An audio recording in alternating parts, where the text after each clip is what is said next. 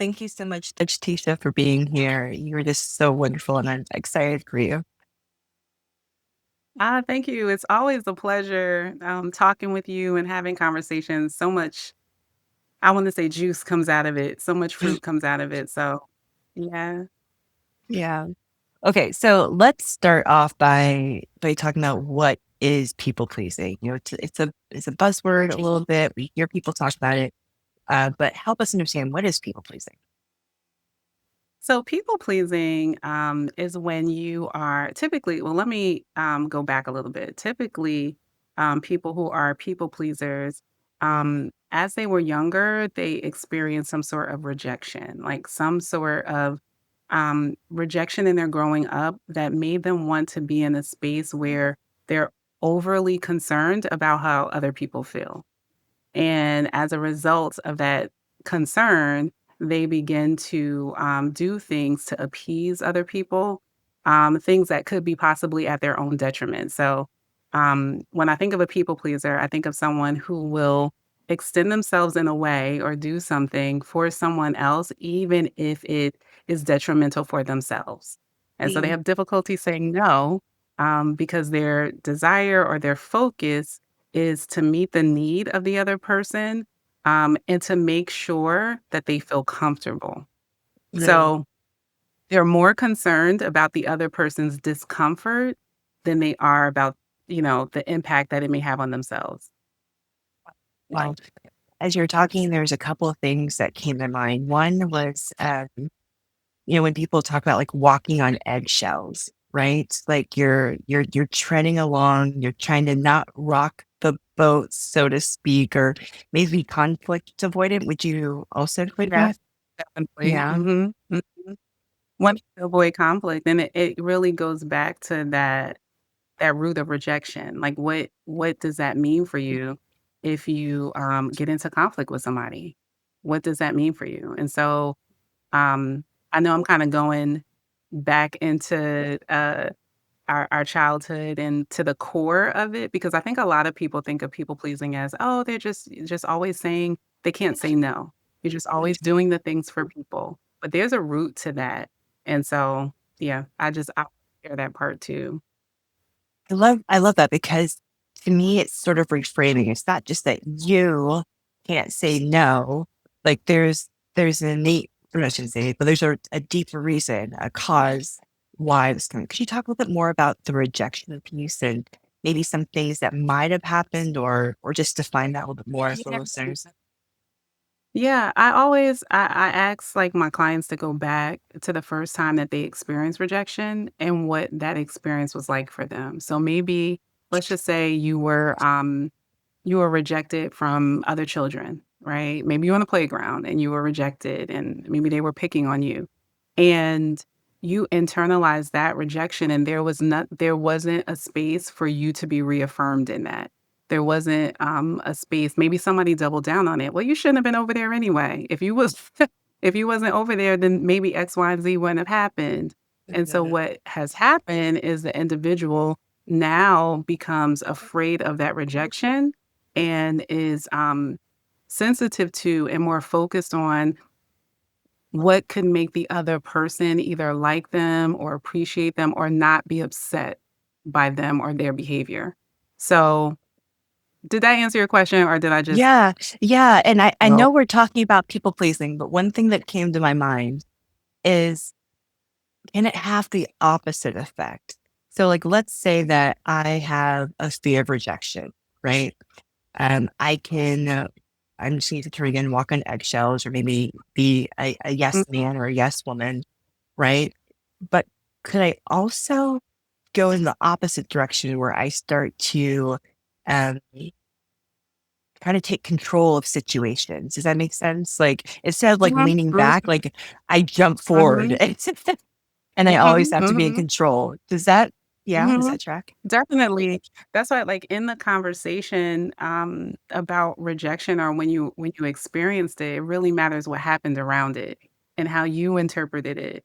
And so someone could have said, "Well, they're not gonna be" like, in that same scenario, they could have been like, "Well, that's the last time they do that to me, and I'm gonna go up there and Imma take his ball." And and then maybe that response or that interaction then gave them a sense of power. And so Mhm. now it's like, you know, if I have a fear of rejection or I don't want something to happen, what I've learned is let me take control.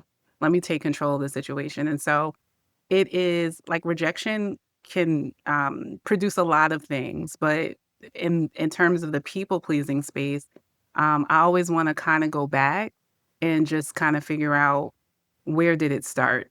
Where did it start for the individual? Yeah. But we learn how to behave by our environment. So to your point, you could be super controlling, or a part of the people pleasing too is avoidant. You're avoiding certain confrontations. You're avoiding because I think you mentioned that before, not wanting to have conflict, and that's definitely can show up in the workplace. That's where my mind was going, both both types of people, the people pleasing or the over controlling, and how that can show up in leaders or entrepreneurs. And I'll, one of the things I said recently to a group that I was coaching in business is I have learned that my who I am shows up in my business. So whether it has been people pleasing, that will come through in how I'm working with a client. And, the as we might say, like more in the nonprofit world, like scope creep or things like that. When you start off with Mhm, something, mhm. but yeah, sure, I can do X, Y, and Z too, right? And now you're overextended and now you're bitter because you're taking Right. on things that you didn't want to You didn't have do the and you don't have time capacity. for. Exactly. Mhm. Um, and so I think this conversation is so important, yes, for business, but also in how we lead, right? How we lead others. Can you talk a little bit more about that? How that might show up in workplace or a leadership role?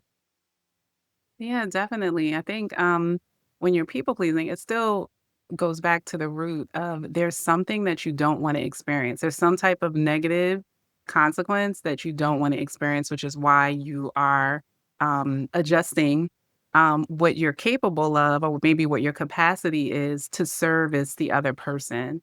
And so in the workplace, that can show up as burnout, that can show up as not being able to hold other people accountable, which is important as a leader, right? When you think of like leadership, you're over someone else. You typically have some type of authority or responsibility over a group of people. And if you've hired someone to come on and fulfill a certain role, but you're having difficulty holding them accountable because you want to people please, you're afraid of what that friction may cause, then you're going to position yourself to be doing the job of others. And because you're afraid to hold them accountable to the thing that you actually hired them for. And so it's not functional and it burns you out. It's not fair to the other individual because accountability is important, right? To success and important to growth and development and all those things. And so it can definitely show up in the workplace where you're taking on a lot more tasks and responsibilities that are not yours to be carrying. It can also show up in, like I said, not wanting to hold others accountable, being conflict averse. And that impacts the culture, right? So if you are people pleasing, then you're kind of training your people to do the same thing. And so, yeah. Wow. Wow. This is wow.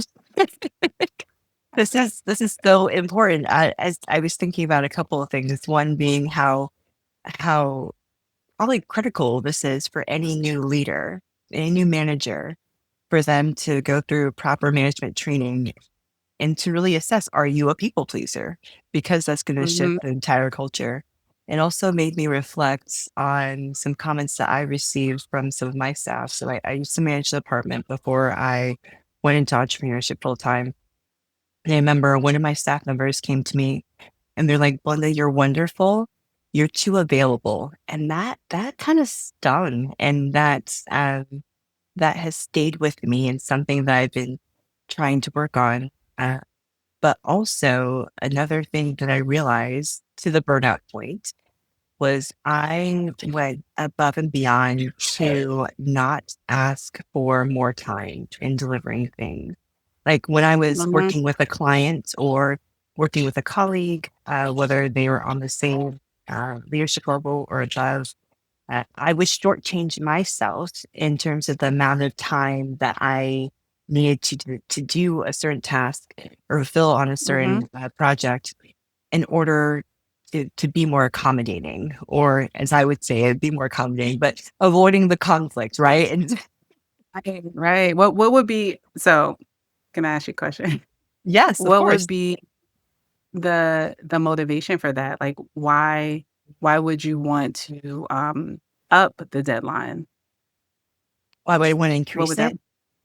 Yeah. So increasing, like giving more time for the deadline, um, was really so that I could have more what I wanted to, um, was so I could have more time. So, not work late in the night in order to get something done, um, Mm, really be able to balance more. And I worked more for context. I worked more in an academic environment and where there is no boundaries. There is no mm, like end of day. There mhm, are no mhm, weekends. And mhm. so the culture is that you do that to fit All in. the time. Uh-huh. Mhm, And so I leaned into saying, oh yeah, I can get that done tomorrow or in 2 days when really it needed a week or two because my plate was already overloaded. And so to fit that in, to meet a deadline that maybe wasn't communicated to me in time or a client wanted mhm, something, uh, put me at detriment quite a bit. And yeah, mm, so to your point about the culture, um, mhm, which mhm. was a larger academic culture feeding into university, feeding into our department. So yeah. Yeah. Did you feel like there would be a negative repercussion if you Yeah. asked for the extension? In some situations, no. In some situations, yes. It really depended upon whether or not a partner was involved. Anytime it really included external partners, people of clout outside of the university, yeah, it had to be done. It wasn't, Mhm, um, it wasn't stated explicitly that it had to be done in there, and um, but it was understood that it needed to be done then and there, and you figure out a way to yeah, get it done. So yeah. So it's like a pressure, and I think that that is how other people function as well when it comes to, not being able to say no because of the implicit and explicit pressure that mhm, they face in the environment that is set by the tone of mhm, leadership. yeah, Yeah. yeah. Now, a lot of the listeners on the podcast are women and women of color. I'm curious if there's any added elements that you've seen in your work and your studies, any other considerations for how people pleasing might show up in women, especially women of color. Mhm. Yeah, so, like, when I think of people I think sometimes the term people pleasing, is used to describe a behavior, but when I think of people pleasing, I think of it from, like, a core rejection response.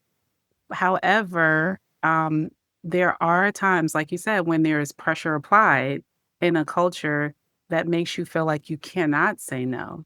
And Mhm, so I think that that may not necessarily be like a characteristic of people pleasing, but just a space in which that environment is requiring you to fulfill an obligation, whether it's voiced or not. And so a lot of times I feel like, especially with women of color, I'll be more specific, Black women, mhm, um, there is this superwoman schema. Um, and basically, what that is because of our culture, because of society, because of the pressures that are inflicted on women of color, there sometimes is a sense of obligation to perform, an obligation to take care of other people, an obligation to do all the things and be all of the people. And then when you add that on top of the struggle that many women of color face to even get in the room, there is an Mhm. added pressure to be um, above and beyond. And Yeah. so that can take many forms, but sometimes it can look like people pleasing because you're never saying no. You don't feel like you have the opportunity to say no.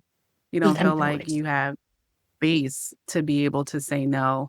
Um, yeah, because of the space that you're in or the opportunity that you've quote unquote been given. Mhm. And so there's a greater obligation, I feel like, to perform, to show Mhm. up. And so I feel like sometimes people get I don't think it's necessarily a people pleasing space. Like outside of your work environment, are you a people pleaser? Right. But are you doing it in this space because there's an obligation or a responsibility that you feel that you have because of the color of your skin and the gender and your gender? Mhm. Yeah. So I need you to coach me, be my therapist in this moment. 'Cause as you're talking, reflecting a little bit more. Uh, when I had my going away party, right, when I was like, look, I'm going into full time entrepreneurship, there were a lot of different individuals that came, staff, partners, what have you. And one woman who I worked with, who is also a Black woman, got the whole table crying. And so trying not to cry my lashes off right now. Yes, they're lashes. So one of the things she said is, Belinda, you provided so much mentorship while you were here, and you made me feel safe while I was here. And then two other Black women picked up and said the same thing. And as you were talking, it just had me reflecting maybe how I had internalized things and wanted to be a shield for others, if that makes sense. If that Hmm. makes sense.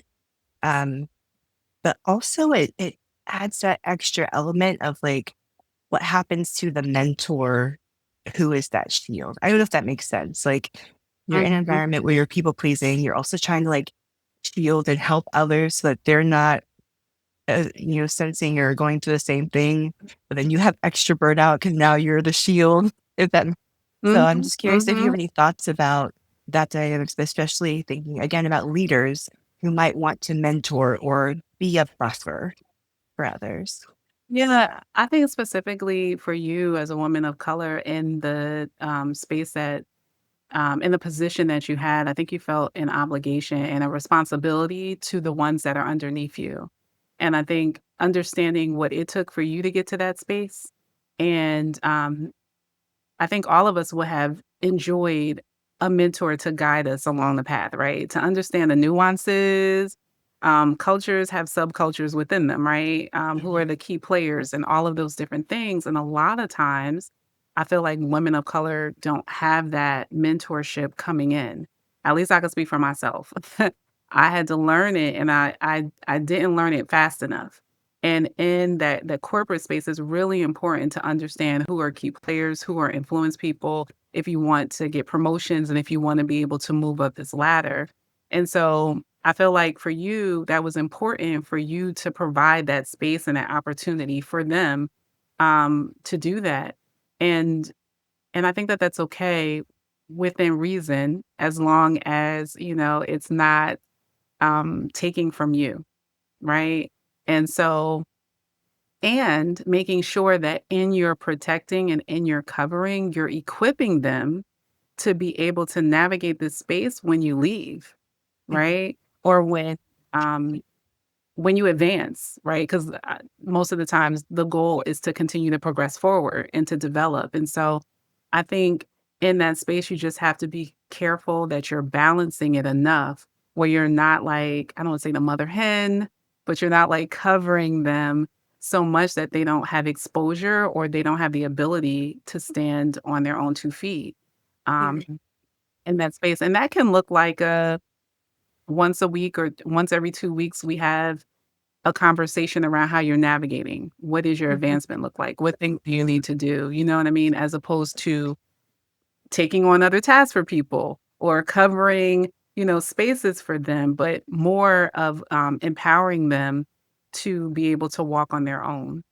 And so I hope that that answers Yeah. your question. Yeah. No, thank you. Still mind me leaders. I'm just getting my therapy session here. I appreciate it. So you raised a lot of great points in that. Yeah, I'm sure there's other mentors out there that can relate. And one thing that you stated that I'm reflecting and hope I did a good job was really equipping them to be able to stand on their own. And so Hmm. that I know that there's conversations I had, and I'm not talking about like just my job specifically, but like academia or like the university and even going into like other roles. Um, and so that is something that I think I did an okay job at. Probably could have been better. But could you talk about maybe some other maybe boundary mistakes that leaders make? Hmm. Definitely. I'll start by saying that something I had to learn about boundaries, it was that the boundaries are for me and not for them. Mm, And what I mean by that is I used to have a hard boundary and it was I'm setting the line with you. You're not going to be doing X, Y, and Z. I am punishing you to a degree with my boundary. And that's not what boundaries are for. The boundaries are for me. And I think once I understood that boundaries help me serve you better, and boundaries more specifically, personal life help me love you better. So the boundaries are great so that I am not frustrated, I'm not resentful, I am not bitter about the things that I have said yes to for you. Um, so that when I interact with you, I can serve you, I can interact with you from a place of love because I've set some parameters that allow me to do that, that are not taking from me. And in a leadership space, um, it's the same thing because boundaries, they don't have to be super rigid. They can be flexible based upon the scenario or the situation. They're more about what you need as an individual to be able to show up with a clear mind, to be able to function, um, and treat your team respectfully, um, considerate, of their different skills, and to be able to see them as individual people. So a lot of times leaders in corporate spaces, they may think of boundaries as like a punishment or a policy, right? And I don't, boundaries are particularly that. Boundaries are more for functionality. What is the best way for me to show up as your leader?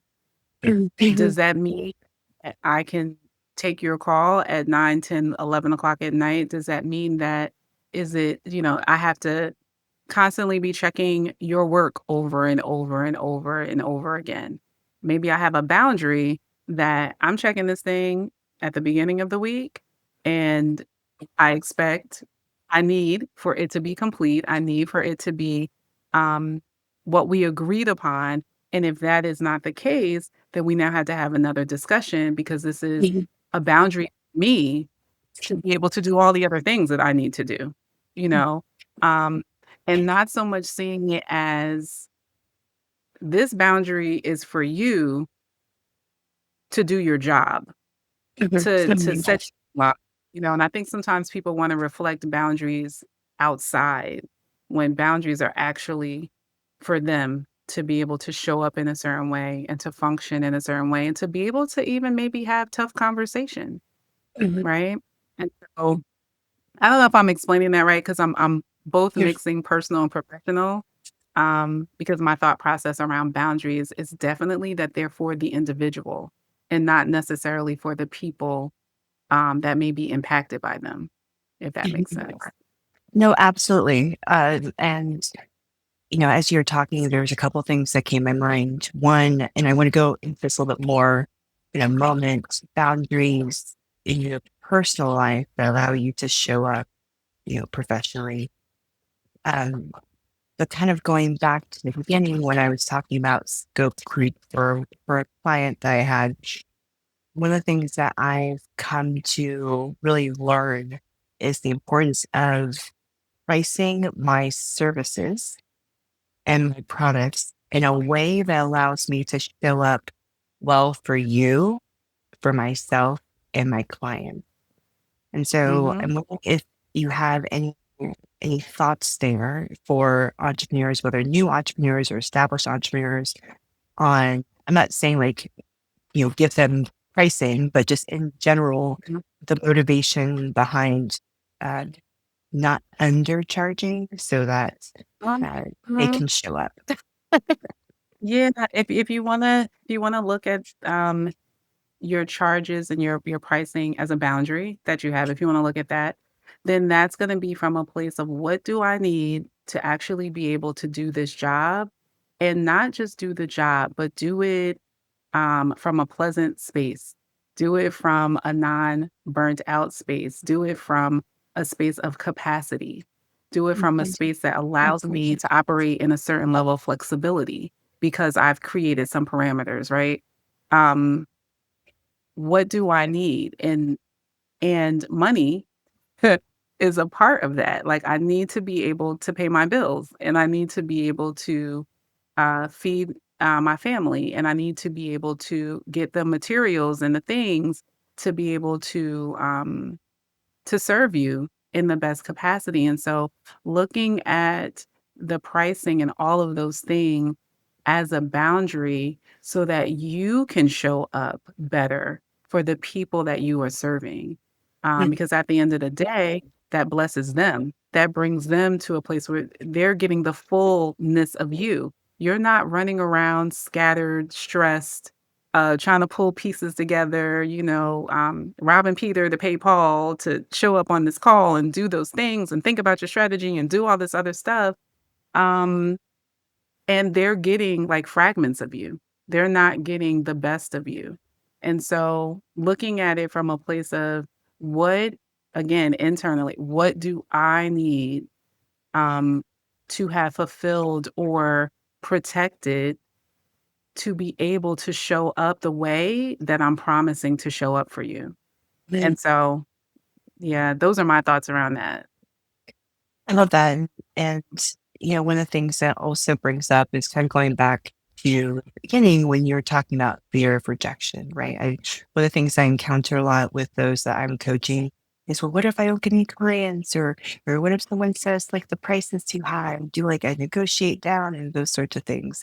And it just brought me back to what you're saying, how much that's coming from a place of fear and then that leading to Mhm. undercharging, which then leads to this burnout because now you have 300 clients paying you X amount of dollars as opposed to maybe 20 or fewer um, Mhm. that's paying you a better, higher price in which you can actually afford to bring on staff, part-time, contractually, what have you, to also help you, right? And so, Right. Right. um, again, so much of us shows up in our businesses. And so, It's definitely, I think I always encourage people to ask the deeper questions. Like why does it bother me if someone says that they can't afford what I offer?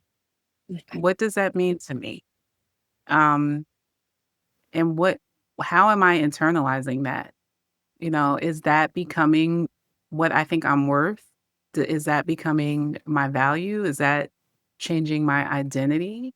Is that even changing what I offer? And so asking yourself, like to your point, what are you afraid of? But more like specifically, begin to break it. Like when you get that initial answer, begin to break it down. So, okay, so if I'm afraid of them saying no, what does that no mean to me? What meaning am I assigning to that no? Am I assigning that I'm not good enough? Like what am I assigning to that?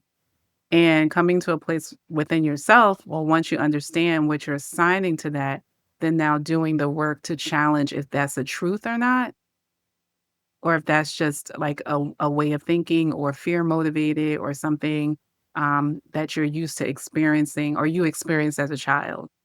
And so again, like you said, it all goes back to the individual.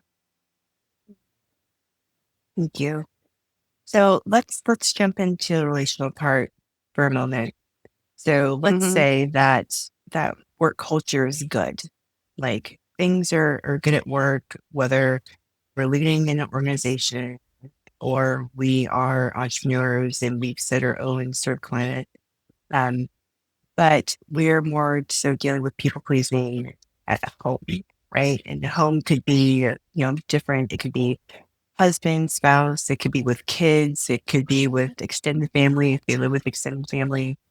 I'm curious if you have, now that we understand people pleasing comes from a place of fear of rejection, going back to childhood.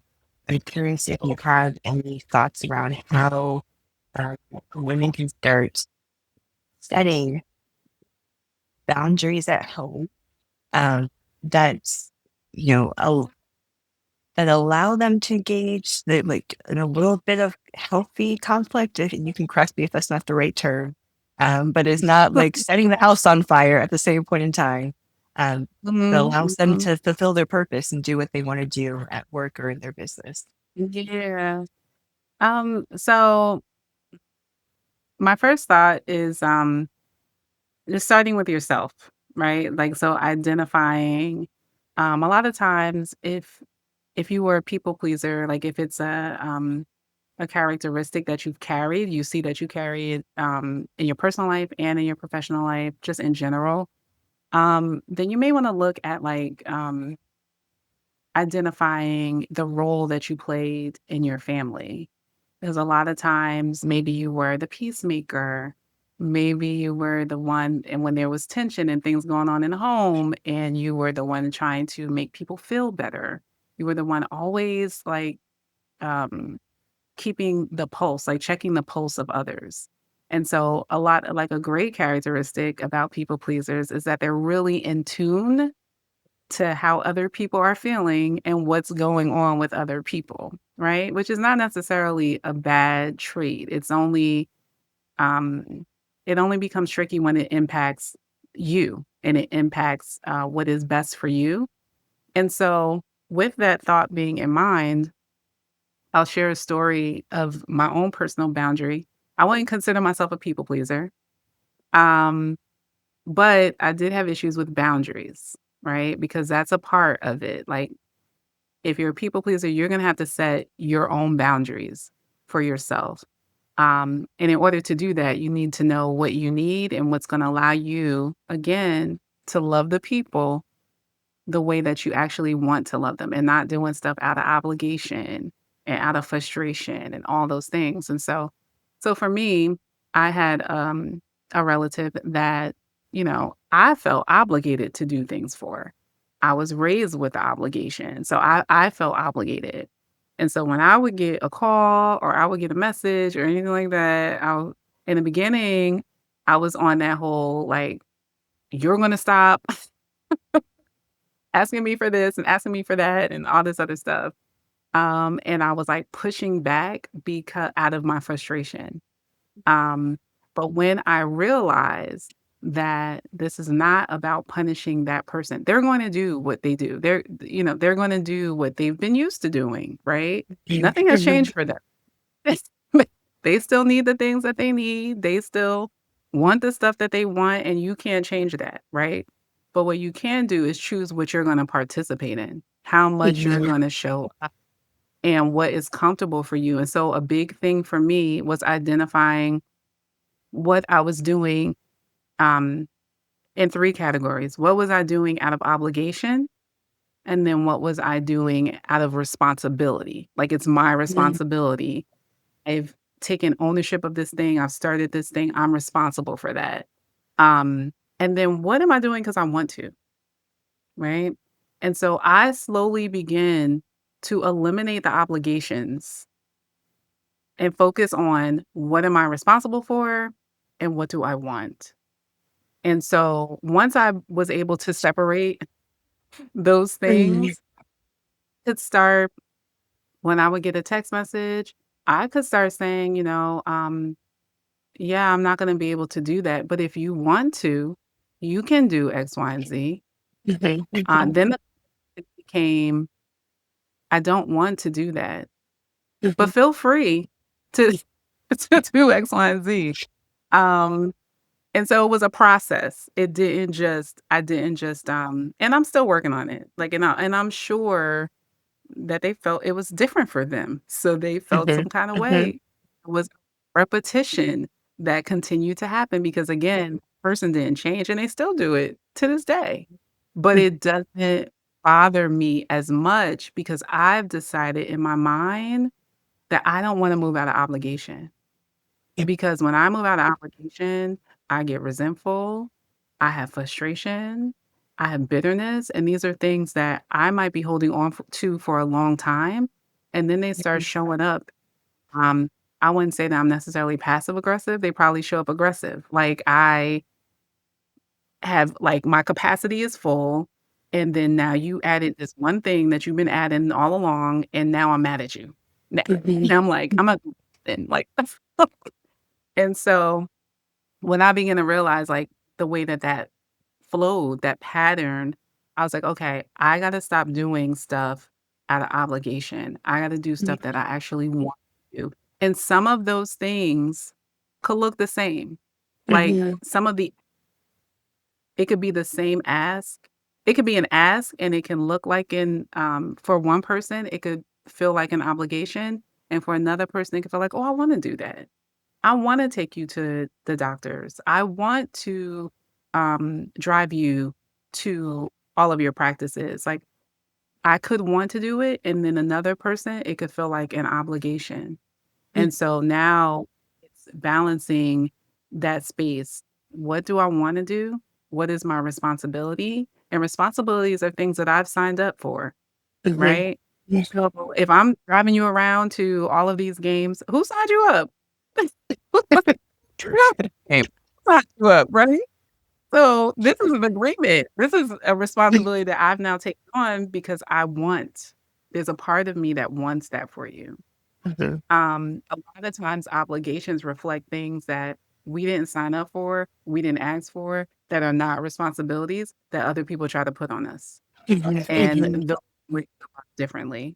So my advice would be first to sit down with yourself and identify. So when something happens and it like for me, there's like a burning feeling inside of me.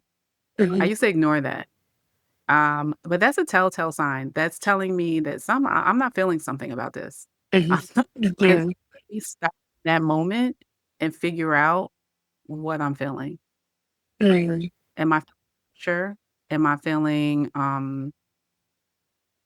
unappreciated? Am I feeling like like what am I feeling in that moment?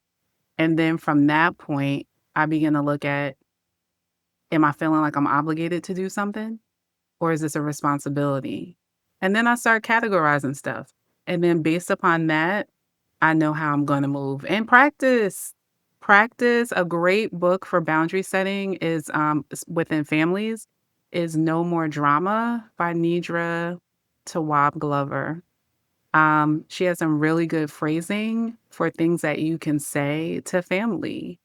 And I think the key thing, though, is recognizing those categories for yourself because people are gonna feel some kinda way. yeah. People are gonna feel Well, some kinda way regardless. one of the things that I so appreciate that you just brought out is the fact that this is repetition. You're not going to go from years of people pleasing or years of not having boundaries to all of a sudden in 4 hours and 24 hours, you have it down pat and you never have an issue again. So I Mhm. really appreciate that you bring that it's a journey, right? And it's okay if one day you get it right and another day like it Yeah. right. I'm using right air quotes, but like one day you're able to practice it, another day you know, maybe have a setback, but it's a journey. It's something that you are learning along you're going along the way. Um Yeah, and I and think it's important to not have that expectation. So, you may have a setback, but you wanna pick it back up because when you have that setback, that person's gonna come right in and do it and do what they've always done. It's gonna happen because nothing has changed for them. And Mhm, so, petition is important for you. and it's important for them too. Mhm. And then one other thing I'll say, I think people make mistakes is they set silent boundaries, boundaries that they never communicate to other people. And so I'm not saying that you have to say that every situation requires you to say, I have set a boundary with you. No, I'm not saying that.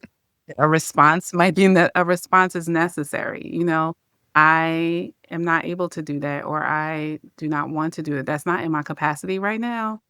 But or you don't even have to have a but. You could just say, unfortunately, that's not in my capacity right now.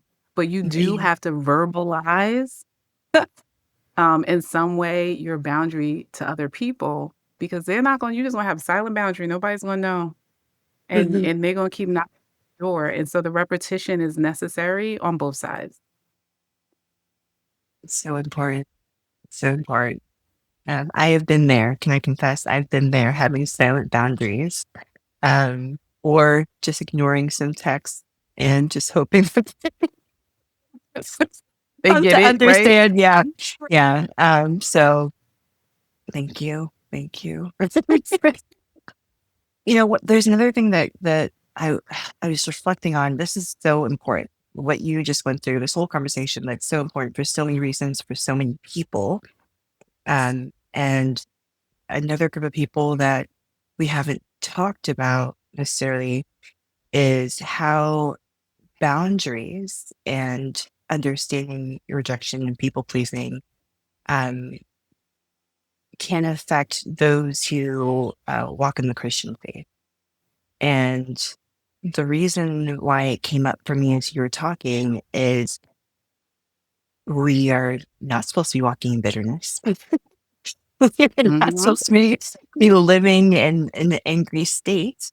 And mhm, so I'm not saying you don't get angry, right? But like 10 years, you know what I mean? Like there should be mhm. some reflection of peace along with some reflection of change. But I just want to call that out how important what you're saying and what you're teaching is for those who identify as Christians. And even if you don't identify Mhm, as Christians, it would be great to not live in a bitter state because in a lot of ways it affects your mind and body, right? But mhm. that this is really something that I've kind of heard talked about a little bit, but not not overtly. And I'm hoping more people are really paying attention to this and catching on 'cause it's so important to our day-to-day interactions, right? So Yeah, we're called to guard our hearts. mhm, Um, and a part of that is making sure, again, that's why you want to make sure it's how you're able to love on somebody else.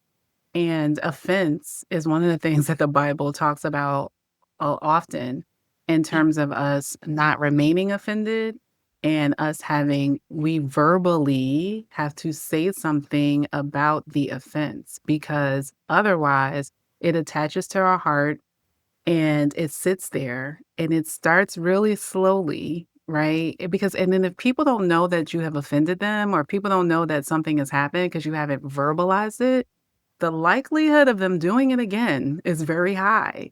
And so every time that thing happens, it sits on your heart and it builds up and it builds up. And I feel like, especially in the Christian community, we can be very good at pretending like we're not offended, pretending like this thing is not building up in our hearts, whether we're aware of it or not. And then suddenly finding ourselves postured in this place where we have this major resentment and bitterness. This is clogging that artery. And so it's really important for us to take the time to heart check. When you feel that's for me, that's my burning. When I feel that burning, ooh, I'm gonna need to address what is going on. Like, what am I feeling? And again, I think it also helps with is this something out of obligation? Is this something that is a responsibility? Is this something that I want to do? Is this just like an offense, something that was said that attacked me in some way? And then making sure, and I know I'm going down a tangent, but making sure that that attack is a present attack and not an attack that somebody else did to us when we were younger or in previous experiences that is now super sensitive and triggered that is feeling that in the real moment. And so, and even if it is, there's we could still we can sort through that, but we can still have a conversation or set the boundary that we need to set for ourselves so that we're not walking around with heavy hearts. Mhm. And so I agree to your point. And I feel like we've in Christianese, as I call it, we've been taught how to not address stuff, how Yeah. to not do things. Um, and so we do need to get better at doing that. Yeah. So I kind of want to go there.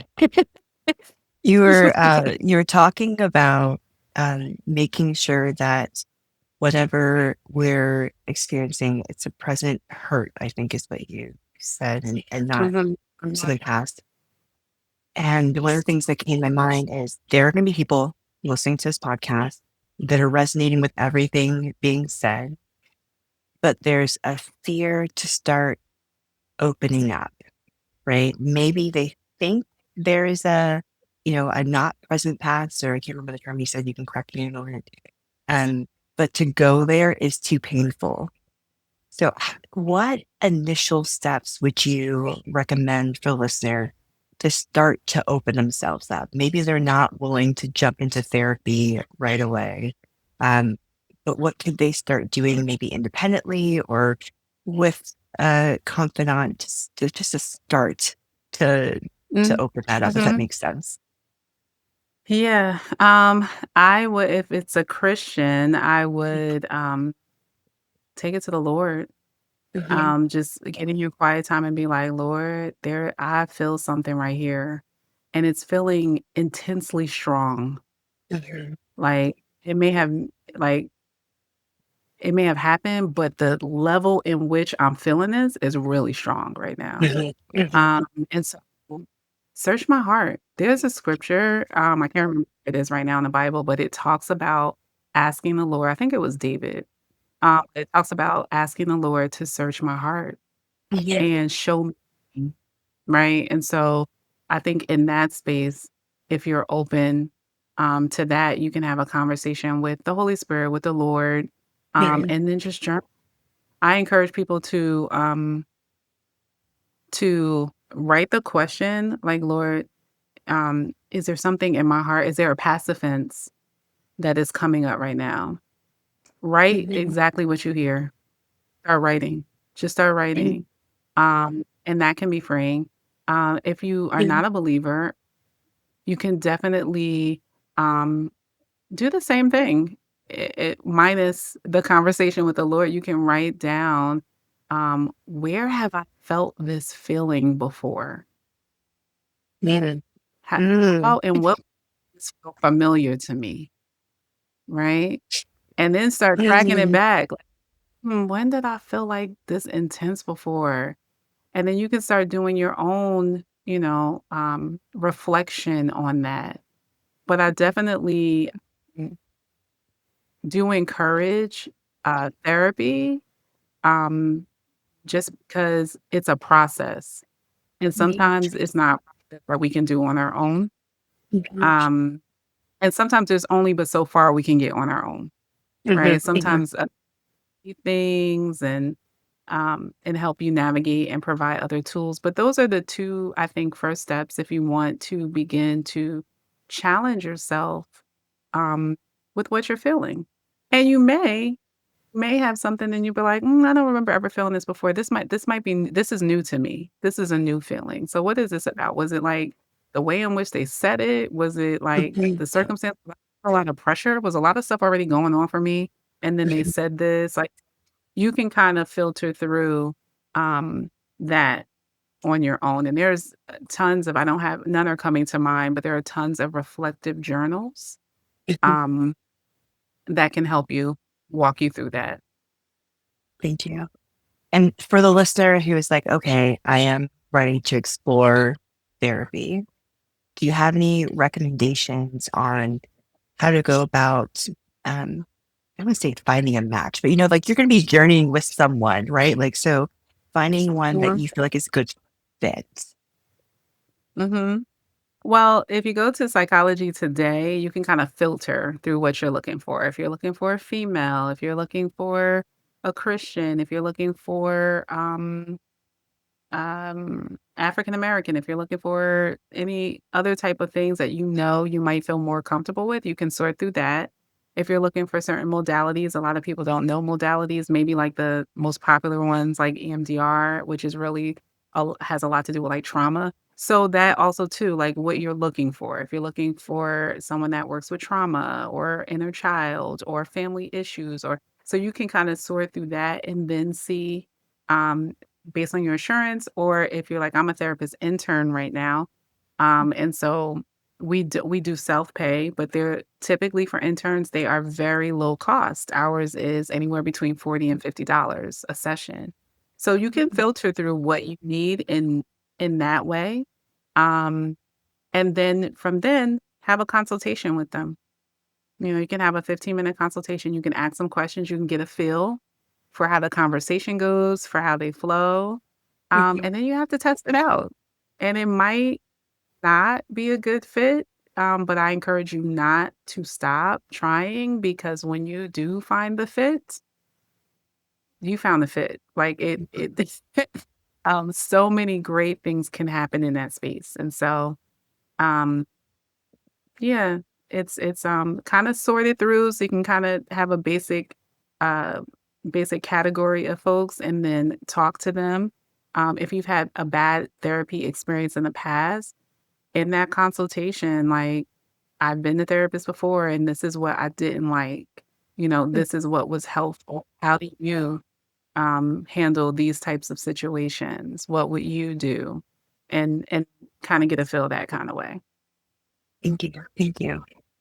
Well, this has been an amazing conversation. I so appreciate you for being on. Please tell listeners where they can keep up with you, where they can find you if they want to connect more and share. Yes, so you can connect with me on LinkedIn. My LinkedIn is Latisha Gray. If you are in North Carolina and you are looking for a therapist, I am interning at Matthews Counseling, and you can go to matthewscounseling.net. And then you'll go through the therapist, you'll see me there, and you can schedule an appointment and we can talk in that way and see if I'm able to serve you in that capacity. Perfect. Thank you so much, Tifa, for being on, and thank you, listener, for keeping up with us. We want to hear if go ahead and DM Tisha. You can DM me and let us know what you got out of today's podcast. Any other questions you have, any other things that you want to hear about. And Tisha, I'm going to put you in a spot. We want to have you back. And I we want to love have you back on the coming. show. Well, thank you so much, Definitely. and yeah, and um we'll oh sorry. Later. We'll get it Well, thanks. together. So Yes. Well, thank you so much for listening to the Seasons and Stewardship podcast. We look forward to having you back next week. Take care.